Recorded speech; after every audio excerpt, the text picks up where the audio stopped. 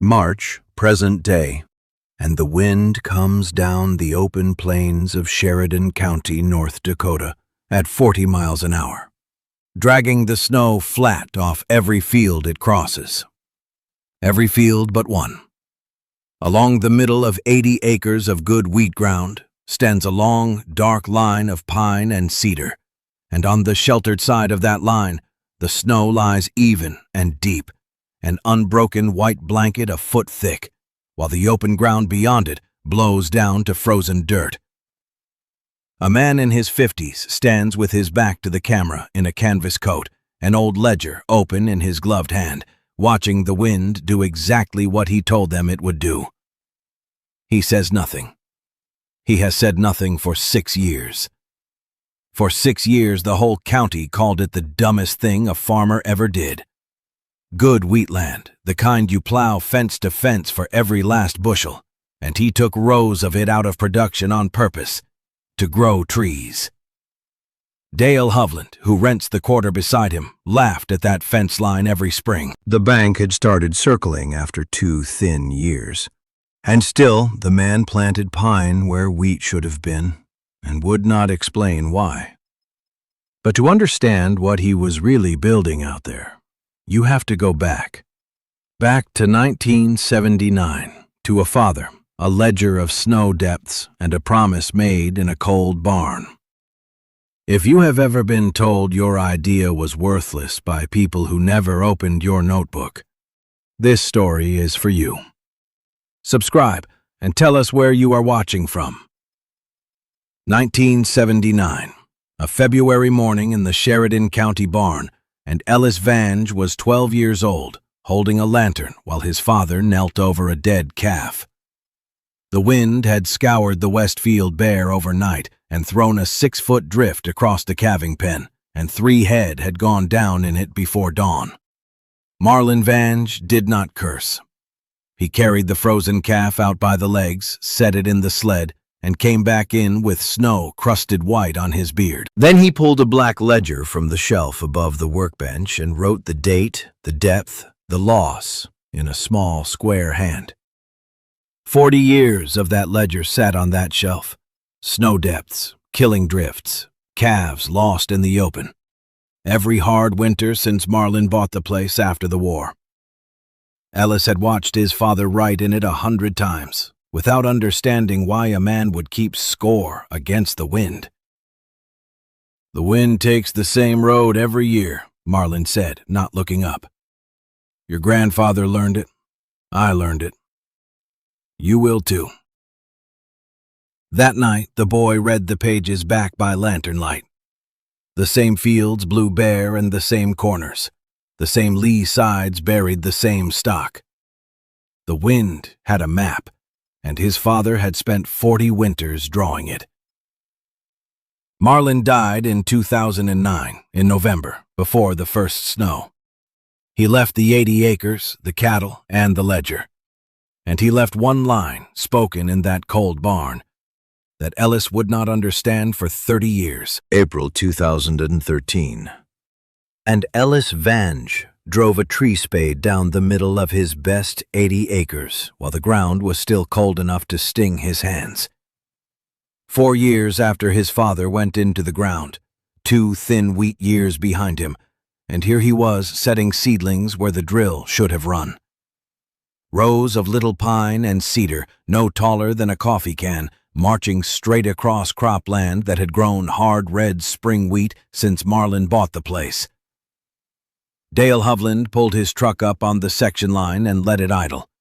He rented the quarter to the west and farmed every foot of it, fence to fence. "You planting a Christmas lot, Ellis?" Dale called through the window, grinning. "Wheat's $4. Trees don't sell." Ellis straightened, set another seedling in the slit, and pressed the soil around it with his boot heel. He did not answer. Down at the Goodrich elevator that same week, the manager, a heavy-set man named Kurt Pelkey, told 2 farmers by the scale that Vange had planted about 1,000 trees across good ground and taken maybe 6 acres clean out of production on purpose. "His old man is spinning," Pelkey said, and the man at the scale laughed. Ellis heard it secondhand and wrote nothing about it. What he wrote that night, by the same lamp his father used, was the row count, the spacing, and one word underlined twice. Then he reached for the ledger and turned back 40 years, looking for the corner where the west field always blew bare. By June of that same year, 2013, Ellis Vange walked his first tree line on a hot, still morning and counted the dead. He had put the seedlings in clean and straight, watered them by hand from a tank on the flatbed, and then he had let the ground be. That was the mistake. Around every little pine, the western wheatgrass and foxtail had come up thick as a lawn, waist-high in places, and it had wrapped the roots and drunk the spring rain before the trees ever tasted it. He knelt in the row and pulled the grass back from a brown cedar.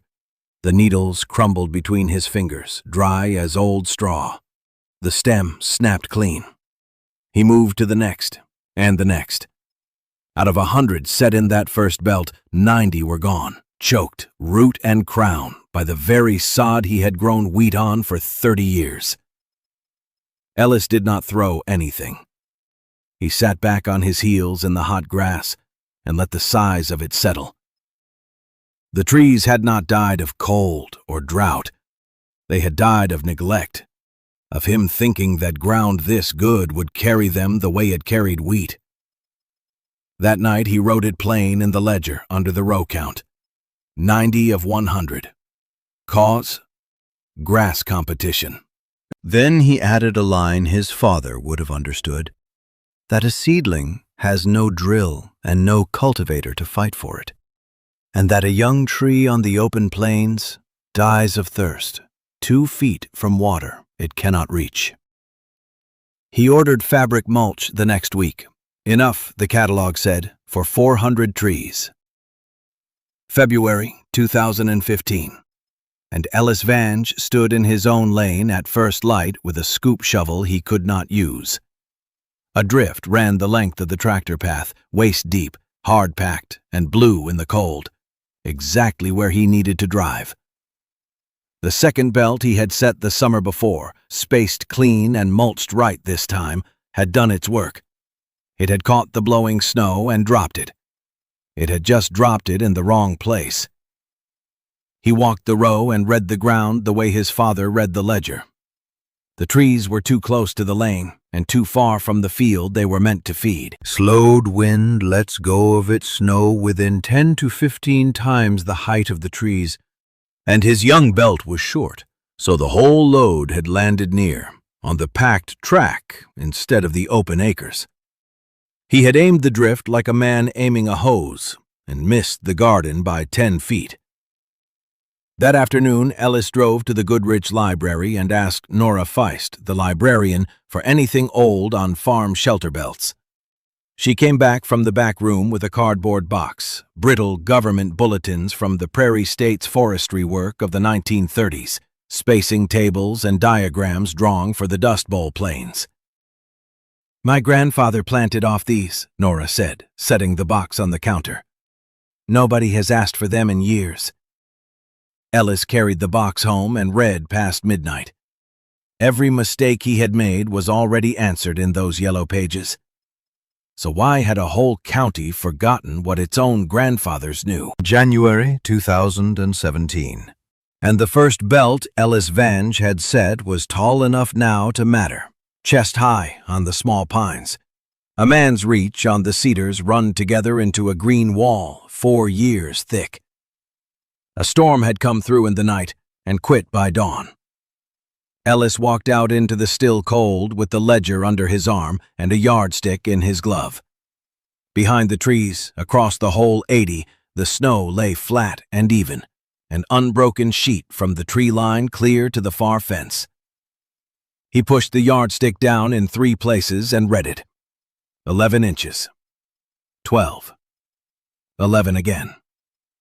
A soft blanket dropped where the slowed wind let it fall. He walked west to Dale Hovland's open quarter and looked across the line. The wind had scoured that ground to bare brown stubble, the snow blown off it and heaped into a hard blue ridge along the road ditch, useless there, killing there. His father had cursed that same drift for 40 winters. Ellis wrote the 3 numbers in the ledger and dated them. Behind him, a truck door shut. His younger brother, Wendell Vange, who farmed east of town and had said the trees were a fool's play, had driven out to see for himself. Wendell said nothing. He walked the length of the tree line once, slow, then turned and walked it again, boots crunching in the even snow, his breath white, his hand trailing along the cold needles as he went. Autumn of 2019, and Ellis Vange stood on the loading platform at the Goodrich elevator with a wheat ticket in his glove and 6 years of trees at his back. The belts were tall now, a man and a half high, dark green against the cut stubble, running long lines across ground that once grew nothing but wheat, fence to fence. He had taken maybe 6 of his 80 acres out of the crop to plant them. In 2 thin years, that 6 acres was 6 acres the bank counted against him. Dale Hovland leaned on the tailgate of his own truck and grinned across the scalehouse. "Still growing lumber, Ellis," he said. "Man could feed a county with what you fenced off in shade." Ellis folded the ticket and put it in his shirt pocket. He did not answer. He had learned that a tree line makes its own argument in its own season, and that no word he spoke on a warm October morning would move a man like Dale. Wally Simmons, the elevator manager, ran the numbers and shook his head at the light yield. Everyone on the plains had come up short that fall. Everyone blamed the dry. Ellis blamed the wind that had scoured his father's ground bare for 40 winters, and he wrote the yield in the ledger that night beside a column of snow depths going back to the year he was born. The banker in Bismarck sent a letter that same week, asking him to come in and talk about the 2 lean years. Ellis set the envelope on the shelf, unopened, and reached for his coat. The blizzard came down on a Tuesday in March 2020, and it did not quit for 3 days. Ellis Vange watched it come from the kitchen window, then pulled on 2 coats and went out to move his cattle while he still could. He walked them slow into the lee of the oldest belt, the tall cedars run together thick, and shut the gate. The wind hit the trees and went up and over. Behind the green wall the air lay quieter, the snow falling instead of flying, and the herd bunched in it and stood. Out past the fence the open country roared. He could not see Dale Hovland's quarter through the white. He could barely see his own hand. He counted his cattle by their backs in the calm strip, 31 head, and every one of them on its feet. For 3 days he carried hay into that sheltered pocket while the storm screamed 40 feet away. His father's ledger lay open on the kitchen table, 40 years of March storms in one column, and beside the old dates a word his father wrote again and again in a shaking hand. Lost. Lost. Lost. Ellis had grown up believing that word was the weather itself. When the wind finally broke on the 4th morning, the radio out of Bismarck was already counting. Across the open plains, that one storm killed better than 2,000 head of cattle, most of them caught in the open with nowhere to stand. In the lee of Ellis Vange's trees, the number was none. The Saturday after the storm broke, Dale Hovland drove his truck up Ellis Vange's lane and did not laugh. He stood at the fence with his cap in his hands and looked across the 80. Behind the tall cedars, the snow lay flat and unbroken, clear to the far line, an even sheet the wind had laid down soft instead of scouring bare. Out past his own quarter, 3 miles of open ground had blown clean and then drifted the road ditches shut. Dale had buried 9 head that week, caught in the open with nothing to stand behind. He had walked his own fences, counting the ones that did not get up. "How many did you lose?" he asked. "None," Ellis said. Dale was quiet a while. He toed the even snow and watched it hold. Then he pointed his cap west toward the flat mile where his cattle had died. "If I wanted a line like yours across that quarter," he said, "how far apart would you set them, and which way would they run?" Ellis went to the truck and came back with the ledger. He opened it to the diagram he had drawn wrong the first time and drawn right the second, the rows running square across the north wind, one belt every 20 rods so the slowed air dropped its snow before it reached the next. He turned the book so Dale could read it. The man who had called it the dumbest thing a farmer ever did stood in the cold, reading a diagram of trees, and did not say a word about wheat. What does a man think, standing on ground he mocked for 6 years? By July of 2020, the plains had turned the color of old straw. The March snow had melted off the open ground in 3 warm days and run away down the road ditches, and by June, no rain came behind it. Ellis Vange walked his sheltered 80 in the early heat with the ledger under his arm and knelt at the base of the tallest cedar belt, where the wheat ran up green and thick in the strip the trees had shaded from the wind all winter. He pulled a stalk and split the head with his thumbnail. The kernels were filling, plump and heavy. Out past the last row, on Dale Hovland's rented quarter, the wheat stood short and pale, curled at the leaf, the topsoil already blowing loose in little brown ropes across the road. The county agent, a young woman named Paige Ostrander, drove out that week to see it for herself. She walked the green strip, then the burnt one, then the green again. "Same seed, same rain," she said. "What did you do different?" "Kept the snow where it fell," Ellis answered. He opened the ledger to the winter column and showed her the even foot he had measured behind the trees in February, the water that had gone down into the ground instead of scouring away on the wind. Paige wrote the numbers in her own notebook and did not argue. At the elevator that fall, Wally Simmons weighed Ellis Vange's wheat and read the ticket twice, a third above the light county average, while 3 miles of open ground carried barely enough to cover the seed. The winter after the harvest, in December of 2020, Ellis Vange sat at the kitchen table with his father's ledger open to the last blank page. Outside, the wind came down off the open plains the way it always had, 40 years of it in that one book, and now the cedars along the 80 took it up and over and let it go soft on the far side. He dipped the pen and wrote the season in the old column. Snow behind the belt, 1 foot even. Cattle lost, none. Wheat, a third above the county.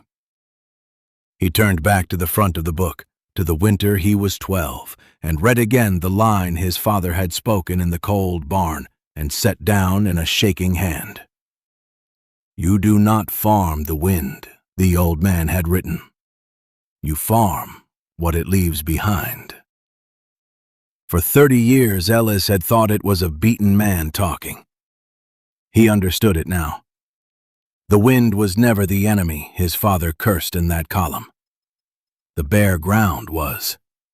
The scoured field, the killing drift, the water that blew away instead of soaking down. He closed the ledger and looked out the window at the dark rows holding the snow in place, across ground he had once been mocked for taking out of wheat. 6 years the county had called it wasted. One March had answered them. A man works the land he is given, and sometimes the wisest thing he can do with good ground is give a little of it back and let the trees keep what the wind would carry off. Ellis Vange planted where his neighbors plowed, and in the end he was the only one with a crop and a herd left standing. Would you have given up good wheat ground to grow a wall of trees, or plowed every acre like the rest of the county? Tell us in the comments, and tell us where you are watching from. Subscribe and stay with us, and we will be back next week with another.